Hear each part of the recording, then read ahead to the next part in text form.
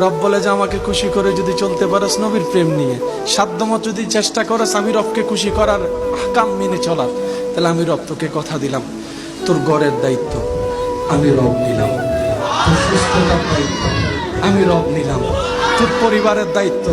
আমি রব নিলাম, তোর রিজিকের দায়িত্ব আমি রাজ্জাক নিলাম, তোর ঘরের সমস্ত দায়িত্ব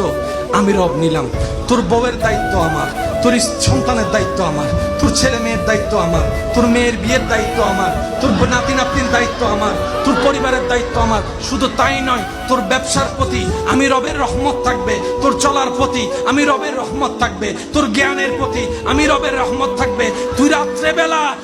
অসুস্থ হয়ে দুর্বল হয়ে ঘুমাই যাবি, সকালে উঠাই দেওয়ার দায়িত্বটাও আমি রবের, সকালে উঠাই দেওয়ার দায়িত্বটা আমি রবের। শুধু তাই নয়, যখন তুই কুল্লু নাফসিন যায়িকাতুল মউতের সাথে সচক্ষে সাক্ষাৎ করে চিরবাস্তবতাকে আপন করে নিয়ে যখন তোকে গোসল দেওয়া হবে কুসুম গরম পানি দিয়ে, যখন তোর শরীরটাকে আবৃত করা হবে সাদা কাফনের কাপড় দিয়ে, যখন তোকে সবাই মিলে কবরস্থানের কবরে রেখে ডানে বামে মাটি দিয়ে উপর থেকে মাটি দিয়ে কবর অন্ধকার করে দিবে, সেই কবরের মধ্যে আমি রবের রহমত তোর সাথে থাকবে, রবের রহমত তোর সাথে থাকবে। শুধু তাই নয় বান্দা, তাই নয় বান্দা, ইজা জুলজিলাতিল আরদু জিলজালাহা ওয়া আখরাজাতিল আরদু আসকালাহা ওয়া ক্বালাল ইনসানু মা লাহা, যেদিন পৃথিবী ধ্বংস হয়ে যাবে আমি রবের হুকুমে সবাই হাসরের ময়দানে ইয়া নফসি স্লোগান নিয়ে আসবে, কেউ কাউকে চিনবে না, আপন থাকবে না, রক্তের বন্ধন থাকবে না, প্রিয় বলতে কোনো শব্দ থাকবে না, ভালোবাসার কোনো অস্তিত্ব থাকবে না। যেই দিন তুই হবি বেসাহারা, নফসি নফসি নফসি করবি,